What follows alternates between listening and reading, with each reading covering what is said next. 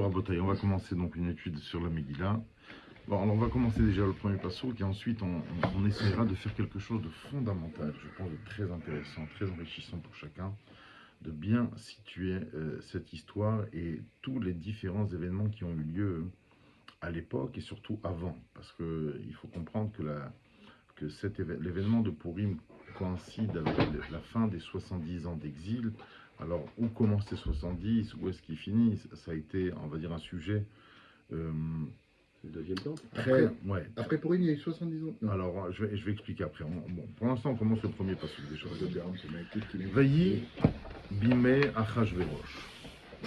Hu Achashverosh amolech merodou ve'atkush sheva ve'esrim umea medina. Le premier passage nous dit voilà.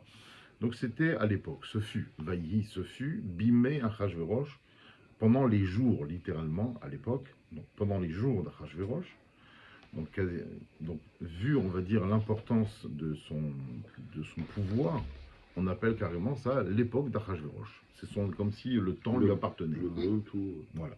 Ou Achashverosh, c'est Achashverosh, on va expliquer tout de suite ce que ça veut dire, Amolech Merdou Ve'atkush, qui régnait donc de l'Inde jusqu'à l'Éthiopie, Sheva Ve'esrim, donc la Gemara fait en fait, elle situe 127. Un petit peu les deux. Ces deux pays sont côte à côte, sont l'un à côté de l'autre. Et en fait, puisque la Terre est ronde, donc puisqu'ils règnent de là à là, en fait, il faut faire le tour de l'autre côté. Donc, en fait, ils règnent sur la quasi-totalité de la planète. Ce qui constitue Sheva Ve'esrim Umea Medina, donc 127 pays. D'accord? Il a un pouvoir, il exerce un pouvoir sur 127 pays. Alors, nous disent nos Chachamim déjà, Vayi Bimé. Le mot Vayi Bimé apparaît 5 fois dans tout le canon biblique, dans tout le Tanakh. Et à chaque fois que cela est mentionné, cela fait référence à un drame. Cela fait référence à une catastrophe qui s'apprête à s'abattre sur la Terre, sur la planète, peu importe. En tout cas, ce qui est bizarre, c'est que vous allez voir, regardez dans le Pasuk Bet, juste après, on commence par Bayami Mahem, à cette époque, à ces jours-là. Alors, ça fait lourd. Tu m'as commencé, ce fut à cette époque, et le deuxième Pasuk, tu me dis encore à ces jours-là. Alors, la Gemara explique ce qu'on voulait nous dire au début, c'est qu'on nous parle ici d'une catastrophe. Le premier Vayi Bimé n'est pas pour situer historiquement l'histoire d'Achashverosh, c'est juste pour nous annoncer la catastrophe qui va arriver. Maintenant, quelle est la catastrophe? La catastrophe est résumée dans le premier passouk à travers deux éléments. D'abord, Achashverosh ou Achashverosh. Vous avez vu comment c'est marqué? C'est bizarre. Ouais. Achashverosh, c'est Achashverosh. La Gemara comprend ce passouk de façon beaucoup plus subtile en disant il était le même mitrillato ve'atsofo. Il a été l'antisémite notoire du début de son histoire. Bon, ça c'est facile à le comprendre, il suffit de lire l'histoire de Purim pour comprendre que quand tu donnes ta bague à Jean-Marie Le Pen de l'époque, bien sûr qu'il ne va pas faire du bien avec. Donc, on va dire, il y a les antisémites, on va dire, qui s'assument, et il y a les antisémites qui ne s'assument pas. Au début de l'histoire, il est clair et indiscutable que Achashverosh est antisémite. Mais même à la fin de l'histoire, quand Esther va dévoiler son identité et que Achashverosh va donner le ministère de Haman à Mordechai. Donc là tu dis, ah c'est bon, là il a tourné sa veste, il est devenu l'ami des Juifs. Non, dit la Gemara, mitrilato ve'atsofo. Du début de son règne jusqu'à la fin de son règne, il est resté antisémite. Donc ça veut dire que tout le changement dont on va parler après, c'est comment Akadosh Baruch Hu va obliger un antisémite notoire à agir en faveur des Juifs. D'accord? Donc ça, c'est la première catastrophe. Déjà, on nous fait part ici d'un antisémite notoire, du début à la fin. À Molech Mehodou Ve'atkush, qui régnait de l'Inde jusqu'à l'Éthiopie, qui est composé par 127 pays. Alors ça, c'est la deuxième catastrophe dont nous fait part le Passouk.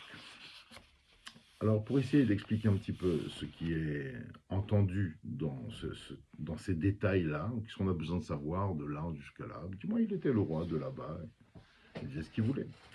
En fait, il y a une Gemara dans Psachim, Daf Pezaïn, page 87 à Moudbet, qui dit là-bas, Sadakta Pirzono Be-Israël. Ça veut dire quoi? La Gemara explique, Akadosh Baruch Hu, tu as fait à Israël tu as agi à l'égard d'Israël avec une très grande bienveillance. Quelle est cette bienveillance? C'est que Israël, c'est comme le Coca-Cola, il y en a partout. Voilà, ils sont un petit peu partout. Ils étaient un petit peu partout. Et le fait qu'ils soient un petit peu partout, même si arrivait, on va dire, non, un décret. roi, voilà, un dictateur, d'accord, un dictateur avec des intentions malveillantes à l'égard d'Israël, il ne pouvait s'en prendre qu'aux Juifs de son pays, puisque justement, Akadosh Baruch Hu, alors c'est extraordinaire, parce qu'en même temps, il nous exile, donc c'est-à-dire il est fâché avec nous, mais la façon de nous exiler, elle est très protectrice. Elle a dans l'intention de veiller à la survie de la nation juive. D'accord? S'ils nous avaient tous exilés dans un endroit, ben peut-être qu'on aurait été en danger. Mais un des moyens qu'Akadosh Baruch Hu met en œuvre pour assurer la survie à travers l'histoire du Ham Israël, Il disperse. il les disperse. Ok? Et c'est là qu'on nous annonce la deuxième catastrophe. Le Vaï Bimé. Première catastrophe, antisémite du début à la fin. Deuxième catastrophe, Il règne sur le monde. il règne sur tout. Donc c'est-à-dire si Et demain il décide de s'en prendre aux Juifs, c'est tous les Juifs du monde. Il a un pouvoir sur tout. D'accord? Voilà ce que le premier passouk vient nous dire. On ne cherche pas à situer Achashverosh de façon historique, ni son pouvoir. On cherche à nous dire que la position dans laquelle se trouvait le peuple d'Israël à l'époque était Saraf Seroura, comme on dit. C'était foutu, c'était très menaçant. D'accord? Bon, il y a une explication. Là, c'est intéressant quand même de dire à ce niveau-là qu'à chaque fois il est marqué Vaï, Bimé. Ce fut à l'époque, c'est qu'on dit l'Agmara, c'est la chante Sahar, c'est-à-dire ça annonce une catastrophe, mais en même temps, on l'exprime en tant que terme révolu. C'est-à-dire qu'on espère que, voilà, ça s'est passé comme ça à l'époque, mais ça reviendra plus jamais. D'accord? On cherche c'est un langage nostalgique. Nostalgique, pas nostalgique dans le sens où on aime bien ce qui s'est passé, mais passé, c'est passé, ça reviendra plus. Par contre, quand on dit Vehaya, alors c'est beaucoup plus optimiste comme terme. On cherche à ce que l'événement dont un passouk qui commence par Vaya va révéler puisse revenir le plus rapidement. Vaya mide chodesh bechodsho mide shabbat veshabbato yavo kol basar, comme dans l'Haftara de Rosh Chodesh est marqué. Et ce sera que tous les mois viendront toutes les personnes au Beth Amikdash pour offrir des corbanotes, etc. On commence par Vaya. Vaya, c'est-à-dire qu'on espère parce que ça reviendra le plus rapidement possible. Exactement.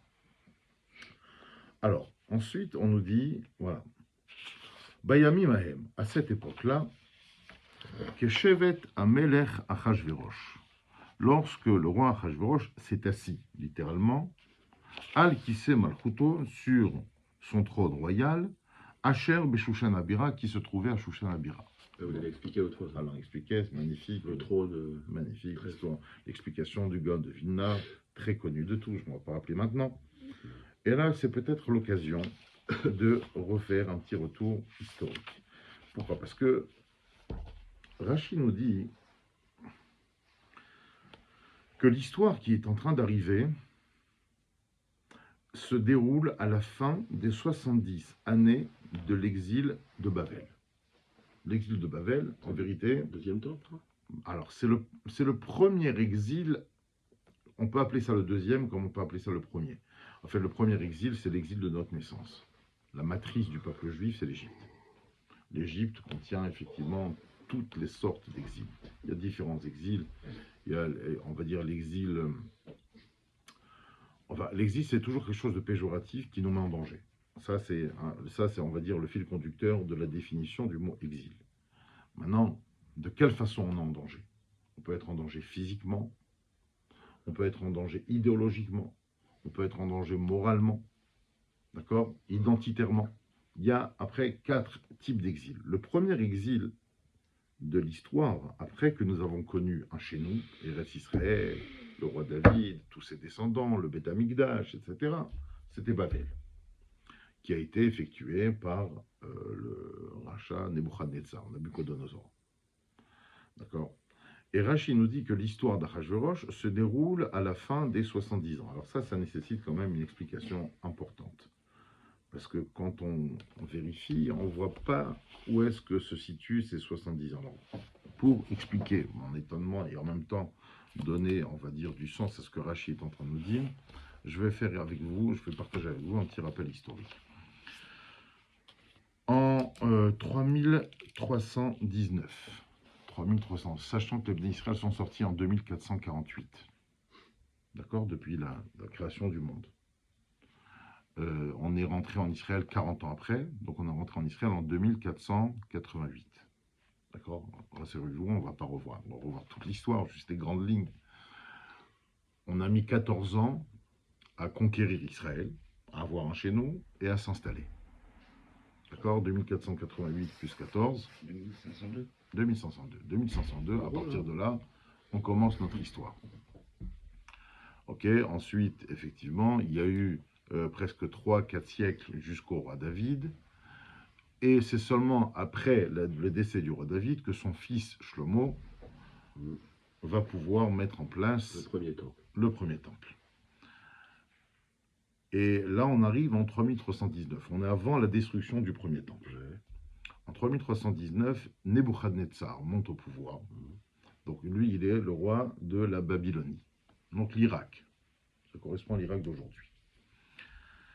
Et Nebuchadnezzar rentre en scène mondiale, puisqu'il va d'abord asservir directement, dès qu'il rentre au pouvoir, il va s'acharner sur la ville de Ninive. Ninive, la fameuse Ninive, on voit avec Jonas dans l'Haftara de Kippour, et énormément d'autres royaumes. C'est un conquérant. Lui, il n'a pas de temps à perdre, il veut régner sur le monde. D'accord? On va voir son histoire un petit peu au fur et à mesure de ces années. Donc en 3319, ça se passe en Eretz Israël. Alors il faut savoir qu'avant que Nebuchadnezzar ne s'attaque à nous, quand je parle de nous, c'est déjà un peu subtil. Nous, ce n'était pas les 12 tribus d'Israël. Ce n'est pas le tout Israël qu'on connaît d'aujourd'hui. Puisque rappelez-vous qu'après le roi Shlomo, il y a eu le schisme. Il y a eu une scission en Israël. Puisque le fils de Shlomo Amelech ne faisait pas l'unanimité. S'est dressé contre lui le chef du Sanhédrin de l'époque, un brillant personnage, enfin brillant superficiellement, profondément mauvais, qui s'appelait Jéroboam, Yerovam ben Navat. Et donc, Yerovam ben Navat a réussi à tirer derrière lui, derrière son pouvoir, il a fait un coup d'État, il a réussi à tirer derrière lui 10 des 12 tribus d'Israël. Il était un descendant d'Éphraïm. J'ouvre une parenthèse, ça nous aide un petit peu à nous rappeler un petit peu de ce mouvement historique. Ce n'est que la revanche de Yosef sur son histoire. Puisque Jéroboam est un descendant de Yosef. Rappelez-vous qu'à la base, nos ancêtres premiers, les 12 tribus, ont vendu leurs frères. Donc il y a eu une déchirure. Il y a eu les enfants de Rachel d'une part, les enfants de Léa et des servantes d'autre part. Donc en fait, Jéroboam n'a fait que reproduire. Il peut être descendant d'Ephraïm. Ouais. Et nous, on fait la bracha, Ephraim et Ménaché. Il y a un descendant comme Parce ça. que, d'accord, il y a ce qu'on appelle la tribu d'Ephraïm et il y a le personnage d'Ephraïm et Ménaché. Nous, on fait référence au personnage d'Ephraïm et Ménaché. Mais l'histoire est douloureuse. C'est une histoire d'embrouille familiale assez virulente. Donc il y a ces répercussions dans l'histoire. Comme quoi, on ne va jamais très loin de notre histoire qui nous a précédés. En tout cas, je reviens donc à ce qu'on disait. Oui, c'est important de signifier comme ça que lorsque Nebuchadnezzar va commencer à s'attaquer à Israël, il n'y a pas tout Israël. Jérusalem. C'est que la Judée, dont Jérusalem. Jérusalem n'est qu'une petite partie de la Judée. D'accord? En fait, il restait que 2 tribus, la tribu de Yehuda et de Binyamin. Les 10 autres tribus, donc le royaume d'Israël qu'on appelait ça, avaient été exilés déjà, massacrés, exilés par Sancheriv, le roi Sancheriv. D'accord? Et à l'époque, Sancheriv, il faut se rappeler de ce miracle exceptionnel. Sancheriv arrive, donc lui, ce qu'il voulait, c'était Jérusalem. Il arrive à Jérusalem avec quelques 330 000 soldats pour Jérusalem, justement. Et lui-même, il est là. il demande de lui confectionner une échelle pour qu'il puisse voir à quoi ressemble Jérusalem, parce que Internet n'existait pas, il n'y avait pas Google Maps. Et il est très déçu d'ailleurs. Il monte sur l'échelle, il voit Jérusalem. Il dit quoi? Tout le truc, c'est ça, c'est le mythe de Jérusalem. Ouais, c'est ça, c'est tout petit. Il est très déçu et quand il redescend de l'échelle, il dit à ses troupes, il dit écoutez, bon, on a marché aujourd'hui pas mal, certains d'entre vous sont fatigués, vu, on va dire, le territoire minuscule que nous avons à prendre, je veux dire, on ne va pas faire d'efforts supplémentaires superflus. Vous allez dormir, on va tous aller dormir ce soir autour de Jérusalem. Et demain matin, à la limite, c'est comme il disait le président d'Indonésie avant le tsunami. Si chaque musulman y versait un verre d'eau sur Israël, on arriverait à noyer tous les juifs. Eh bien, Sancheriv, il avait dit un peu la même chose. Il avait dit, bon, demain, chacun il va passer avec un petit marteau. Il va donner un petit coup sur le mur. Bokertov, fois 330 000, on va rentrer, la porte ouverte, il n'y a personne qui peut faire quoi que ce soit devant nous. Ils vont se rendre, ils vont se livrer, et on va finir le travail, on va prendre Jérusalem. Sauf que, comme tu l'as dit, Serge, Ils sont morts. ils sont morts le soir même. L'ange Gabriel est passé dans le camp et a tué simultanément 330 000 soldats en une nuit. Saint-Rérive se réveille le matin, il voit 330 000 cadavres autour de lui. Lui est vivant pour constater sa défaite. Bon, après, son histoire aussi, elle est intéressante. Mais voilà, ça, c'est la grande. C'est l'époque de Yoshiyahu. Ce qui doit être Mashiach. Alors, ouais, il aurait pu être Mashiach, exactement. Ouais. Alors, en tout cas, donc je reviens maintenant, c'est des années plus tard. On est quelques années plus tard, en 3319, on est à la 4e année du roi Yehoyakim. Yehoyakim était le fils de Yoshiyahu, celui qui a vécu, c'est pour ça que je vous racontais l'histoire de Sancheriv, donc avec le fils de Yoshiyahu, qui était le roi de Judée, la 4e année de son règne, il y a Nebuchadnezzar qui rentre sur la scène mondiale, le grand conquérant. On est à l'époque à 19 ans avant la destruction du temple. D'accord? Nebuchadnezzar a pris le pouvoir. Le Beth Amikdash n'a été détruit que 20 ans après, à peu près, d'accord? Après son règne. En 3320, Nebuchadnezzar s'attaque à Israël, à Jérusalem, à la Judée, d'accord? Et il va tout simplement prendre comme prisonnier Yehoyakim, le roi Yehoyakim, et il va en faire son sujet, il va en faire son serviteur, son évêque, dans le royaume de Babel. Il était son évêque là-bas, c'était une façon de marquer son pouvoir. Mais il ne s'en est pas pris aux Juifs plus que ça. D'accord? Ça a duré 3 ans. Ça a duré 3 ans. Alors, une minute, c'était... Ouais, on va voir. Ouais, non, c'est après. C'est après. Alors, en tout cas, donc, ça a duré 3 ans. Au bout de 3 ans, je ne sais pas pour quelle raison, Nebuchadnezzar a décidé, il dit, bon, de toute façon, voilà, lui, je l'ai dans la main, Yehoyakim. Allez, je vais le remettre à sa place, c'est mon jouet, c'est ma marionnette. Je le remets à Jérusalem. Et à partir de là, c'est moi le patron. C'est moi. Il a compris que je peux faire de lui ce que je veux. Donc il le remet en place. Mais un juif, il a la tête dure. Yehoyakim n'a pas du tout l'intention de se soumettre au niveau des impôts, au niveau des lois, d'accord, au niveau du territoire à Nebuchadnezzar. Et pendant les 3 années qui suivent, il a été ramené en Eretz Israël. Donc, je vous ai dit, il a été pris prisonnier en 3320 et il a été ramené en Israël en 3323. En 3323, pendant 3 années, Yehoyakim organise toutes sortes de légions pour lutter éventuellement, pour se préserver contre le règne de ce despote qui était Nebuchadnezzar. En 3326, Nebuchadnezzar a vu que l'autre il se foutait de sa tête. Yehoyakim, il dit bon, allez, je vais le chercher, on va le ramener. Il n'a pas compris, je vais le ramener à la maison encore une fois. Et quand il va pour le sortir, à la sortie de Jérusalem, Yehoyakim meurt sans être enterré. Un roi, le roi de Judée, qui meurt sans être enterré, faisait partie de ces fameuses prophéties du roi Yirmia. Quand il disait que les choses vont se dégrader, il dit, vous allez voir, le roi va mourir et ne sera même pas enterré. Il parlait de Yehoyakim. En 3327, l'année d'après, qu'est-ce qui se passe? Nebuchadnezzar dit, bon, on va mettre son fils. Maintenant, il a compris que c'est moi le patron, c'est moi le chef. il met le fils de Yehoyakim, qui s'appelait Yehoyachin. Il le met à sa place. Yehoyachin règne pendant 3 mois. Mais tous les ministres de Nebuchadnezzar, on va dire, sont absolument contre cette idée. Viennent voir Nebuchadnezzar et disent, mais qu'est-ce qui t'arrive?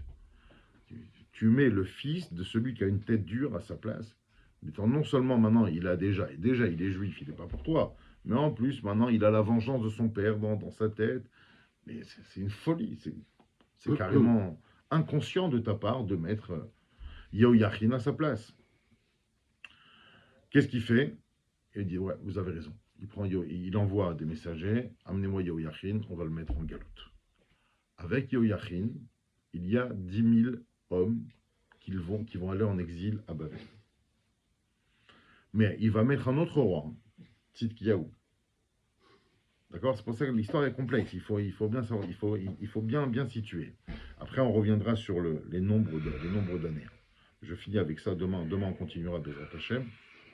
Je finis avec ce qui s'est passé donc en 3327. En 3327, on a dit Yehoyachin règne 3 mois.